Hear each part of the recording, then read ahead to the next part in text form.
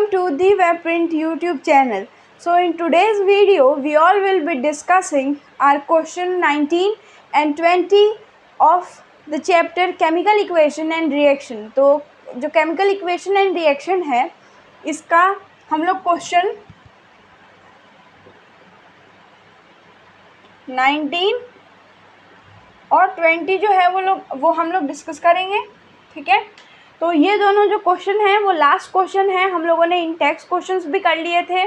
ठीक है, back exercise के भी क्वेश्चन हम लोगों इसके साथ हमारे सारे क्वेश्चन जो हैं वो डिस्कस हो जाएंगे. PYQ जो क्वेश्चन हैं वो क्योंकि और भी चैप्टर्स हम लोग साइमल्टेनियसली करेंगे, तो जब टाइम मिलेगा या फिर हाफ ईयरली मिड मतलब जो आपके मिड टर्म पेपर होते हैं, ठीक है, तो उस वक्त हम लोग जो प्रीवियस ईयर क्वेश्चंस हैं वो भी हम लोग सॉल्व करेंगे. ठीक है, तो एग्ज़ाम्स के लिए आप लोग कैसे प्रिपेयर करें. ठीक है, आपका मॉर्निंग रूटीन क्या होना चाहिए.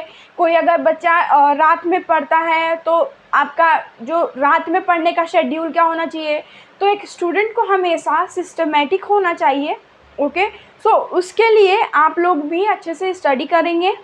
ठीक है, और उन पे बेस्ड जो आप लोगों की वीडियोस हैं वो भी मैंने आप लोगों को बना दी है.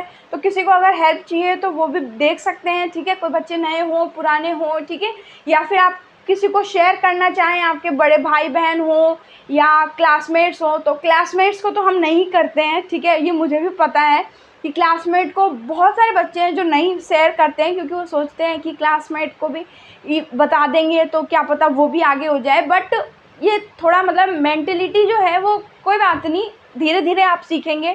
बट ये गलत बात होती है क्योंकि जो कहते हैं कि विद्या एक ऐसी चीज़ होती है, ठीक है, जो बांटने से बढ़ती है. ठीक है, तो वो कम नहीं होती.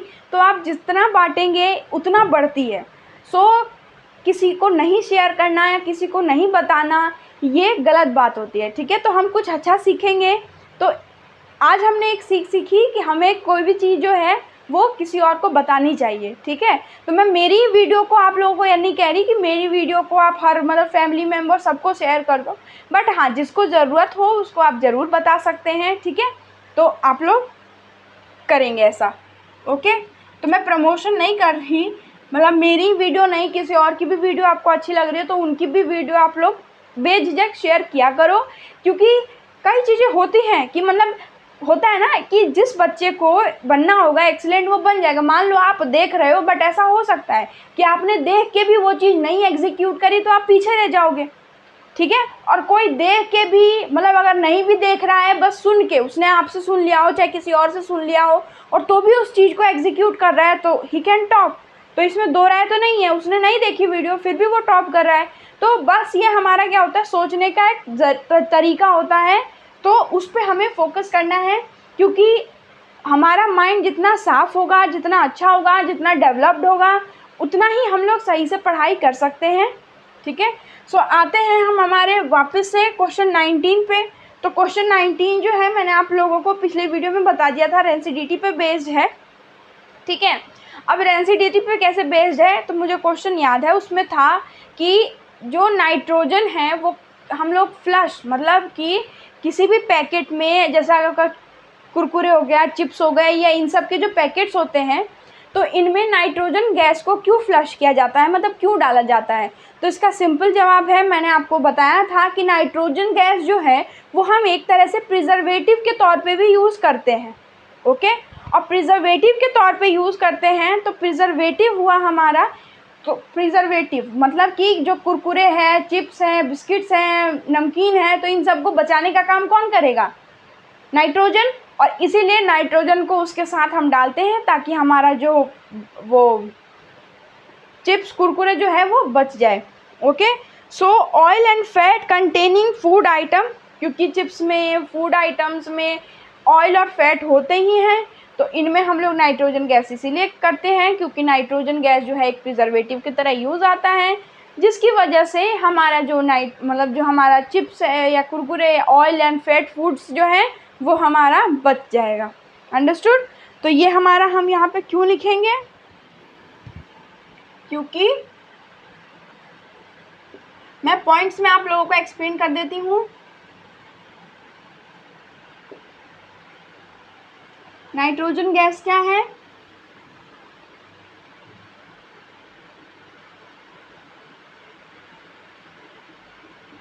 प्रिजर्वेटिव है। Oil and fat doesn't react with, किसके साथ नहीं रिएक्ट करते? नाइट्रोजन के साथ, तभी तो इसके साथ रख रखा है हमने इसको।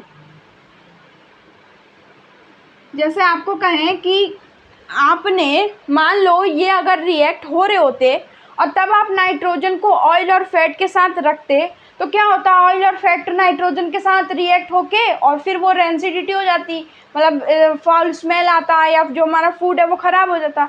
बट ये जो है ये रिएक्ट नहीं करता, इसी वजह से इसके साथ रखेंगे ना। जैसे मान लो एग्जांपल के लिए अगर हम ले सोडियम और वाटर, ठीक है, तो Na जो है वो वाटर के साथ विगोरसली रिएक्ट करता है। दैट मीन्स कि मतलब इतना जल्दी फास्ट, मतलब इतनी रिएक्शन मतलब फास्ट होती है कि वो फायर रिलीज करने लगता है, ठीक है, आग पकड़ लेता है वो, अगर हम नाइट्रोजन को वाटर के साथ रखेंगे तो।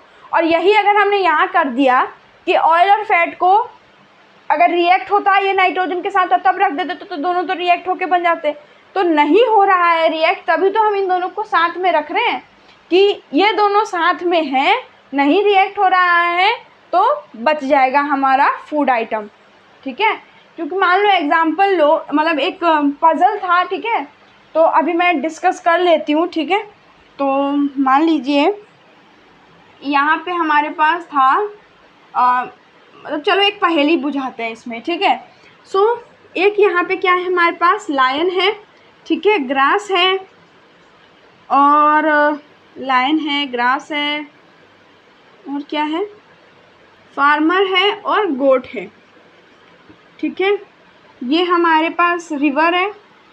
तो अभी मैं ये इसलिए समझा रही हूँ क्योंकि यहाँ पे हम देख सकते हैं कि ऑयल और फैट जो है वो रिएक्ट नहीं हो रहा नाइट्रोजन के साथ, इसीलिए हमने ऑयल मतलब नाइट्रोजन को फ्लश किया है। तो ऐसा क्यों? क्योंकि मान लो यहाँ पे हमारे पास फार्मर था और ये दूसरी साइड है, मतलब बैंक ऑफ रिवर है ये, ठीक है, बैंक है मान लो, तो इनको उधर जाना है। एक हमारे पास यहाँ पे थोड़ी बोट है, ठीक है, ये हमारे पास बोट है। अब फार्मर जो है वो 3 चीज़ों को ले जा सकता है, मतलब 2 चीज़ों को ले जा सकता है, ठीक है। ही कैन कैरी ट्रूथ, मतलब वो एक खुद जा सकता है और 2 जने और ले जा सकता है, ठीक है। मीन्स 3 चीज़ें वो ले जा सकता है या फिर 2 ही, सिर्फ 2 चीज़ें ले जा सकता है वो, ठीक है, ठीक। एक तो वो खुद और उसका सामान। तो मान लीजिए यहाँ पे वो फार्मर गया और अगर वो अपने साथ घास ले जाता है, मतलब ग्रास ले जाएगा, तो लायन जो है वो गोट को खा लेगा, ठीक है। अगर वो अपने साथ गोट ले जाता है तो लायन और ग्रास जो है, मतलब लायन जो है वो ग्रास को नहीं खा पाएगा, ठीक है। तो मान लीजिए ये उधर ले गया ये गोट को, फार्मर और जो गोट है वो चले गए इस तरफ, वापस आया फार्मर। अब ये जो लायन है और ग्रास है इन दोनों में से किसको ले जाएगा, ठीक है। तो ये सारे मतलब ट्रिकी क्वेश्चंस हैं, तो ये भी हम इस पर पर्टिकुलर कोई वीडियो में बनाऊंगी, बट थोड़ा अच्छे से वेल एक्सप्लेन करूंगी। मैं यहाँ पे ये समझाना चाहती हूँ कि हमने इन दोनों को साथ में इसलिए छोड़ा है क्योंकि लायन जो है वो ग्रास नहीं खाएगा, सिमिलरली ऑयल फैट जो है वो नाइट्रोजन से रिएक्ट नहीं करेगा, इसी वजह से हम लोग क्या करेंगे, फ्लश करेंगे नाइट्रोजन को। तो मुझे पता है मैंने कुछ ज़्यादा ही एक्सप्लेन कर दिया, मैं सिंपल वर्ड्स में कह सकती थी कि रिएक्ट नहीं कर, मैंने कहा भी, बट क्या होता है अगर हम कभी कोई एग्जांपल के साथ समझेंगे तो हमारे वो जो माइंड में थोड़ी देर ज़्यादा रहता है, ठीक है। तो आपको फार्मर, लायन, बोट, ग्रास ये सारा याद आ जाएगा। तो याद आ जाएगा कि नाइट्रोजन को हम इसलिए नहीं करते क्योंकि वो प्रिजर्वेटिव भी है, वो रिएक्ट नहीं करता है, इसलिए हम नाइट्रोजन को इसमें करेंगे, ठीक है। वरना अगर हम नहीं करते हैं तो वो, क्योंकि पैक करेंगे ना हम, तो वैक्यूम में तो पैक कर नहीं सकते, ठीक है। वैक्यूम में भी पैक करेंगे तो वो हमारा जो प्रोडक्ट है, तो इसीलिए उसको हमें करना ही पड़ता है कि नाइट्रोजन में करके कि वो थोड़ा बचा रहे, वरना वो रिएक्ट होके रेंसाइड हो जाएगा। दैट मीन्स कि टेस्ट और स्मेल जो है वो प्रोडक्ट की हमारी ख़राब हो जाएगी, ठीक है। तो मैंने थोड़ा बहुत अच्छे से एक्सप्लेन किया इसको, ओके। तो आप भी एफ़र्ट्स दो, क्योंकि सिर्फ मेरे एफ़र्ट्स देने से नहीं होगा, आप लोगों को भी समझनी पड़ेंगी, सारे क्वेश्चन समझने पड़ेंगे, उनको रिवाइज़ करना पड़ेगा, ठीक है। हार्डली 9 या 10 मिनट या फिर मतलब 2 या 3 मिनट्स के तो क्वेश्चन होते हैं, ठीक है। उनको मैं समझाने में इतना टाइम लगाती हूँ, तो आप भी तो समझने में, आप लोग भी तो उसको समझने में कोशिश करेंगे, ठीक है, समझने में उसको टाइम देंगे कि हाँ हमें समझ में आए वो चीज़, ठीक है। अब न last but not the least, क्योंकि हमारा नेक्स्ट चैप्टर हम लोग स्टार्ट करेंगे अगले वीडियो से, तो यहाँ पे है हमारे पास कोरोजन एंड रेंसिडिटी। एक सेकेंड, तो क्वेश्चन पढ़ लिया सबने। क्या है हमारे पास, explain the following terms with 1 example each. तो कोरोजन को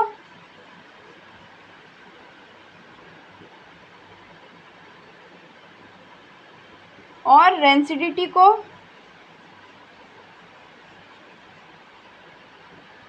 आपको एक्सप्लेन करना है, ठीक है। एक एक एग्जाम्पल इन दोनों के आप लोगों को मेंशन करने हैं, ठीक है। तो कोरोजन और रेंसिडिटी जो है, तो आई डोंट थिंक कि मुझे एक्सप्लेन करने की ज़रूरत है, ठीक है। क्यों? क्योंकि कोरोजन रेंसिडिटी हम लोगों ने अच्छे से समझी थी। जो आप लोगों का वहाँ पे मेंशन होगा वही आप लोगों को जो डेफिनेशन है वो यहाँ मेंशन कर देनी है, ओके। डेफिनेशन मेंशन करके आप लोगों को एक्सप्लेनेशन जो है इनके लिख देने हैं, और उसके बाद एग्जाम्पल लिख देना है। जैसे कोरोजन हो गया, तो कोरोजन में हमारा जो Fe है, ठीक है, वो रिएक्ट हो जाएगा। तो इक्वेशन उतनी मेंशन करने की ज़रूरत नहीं पड़ेगी, ठीक है, क्योंकि हार्डली ये 2 या 3 नंबर के क्वेश्चन आते हैं। तो आप इसमें, क्योंकि हमें नंबर के हिसाब, अगर मान लो 5 नंबर का आए तब तो हमें लिखना पड़ेगा, क्योंकि स्टेप मार्किंग होती है। तो 1 नंबर का हमारा डेफिनेशन हो गया, 1 नंबर की एक्सप्लेनेशन हो गई, 1 नंबर का हमारा इक्वेशन हो गया, तो इसलिए हमें वो एक्सप्लेन करना पड़ेगा। बाकी अगर ये बस इतना है तो हम डेफिनेशन लिख देंगे और एग्जाम्पल लिख देंगे। अब एग्जाम्पल में आप लोग स्टेटमेंट में भी लिख सकते हो, और कई बच्चे हो सकते हैं कि पूरा स्टेटमेंट में लिख दे के आ जाए, और कई सिर्फ पॉइंट में मेंशन कर दे, तो वेल देन एनफ होता है, क्योंकि हमें समझ में आ जाएगा कि हाँ बच्चे को आता है, ठीक है। बट अच्छे से साफ साफ दूर दूर एक्सप्लेनेटिव होना चाहिए आंसर, तभी नंबर आप लोगों को अलॉट किए जाते हैं, ठीक है। सो इसी वीडियो के साथ हमारा जो चैप्टर है केमिकल रिएक्शन एंड इक्वेशन, उसका एक्सप्लेनेशन पार्ट हो चुका था। आज बैक एक्सरसाइज क्वेश्चन के साथ एनसीईआरटी के सारे क्वेश्चन हम लोगों ने सॉल्व कर लिए हैं, ठीक है। सो कल की क्लास से मीन्स नेक्स्ट वीडियो से आपकी नया जो चैप्टर है, ठीक है, सेकंड चैप्टर, वो स्टार्ट हो जाएगा। सो इसी के साथ ये चैप्टर और ये वीडियो मैं यहाँ पे समाप्त करती हूँ। Thank you so much for today. मिलते हैं नेक्स्ट वीडियो में। Till then keep learning and keep studying. Thank you so much.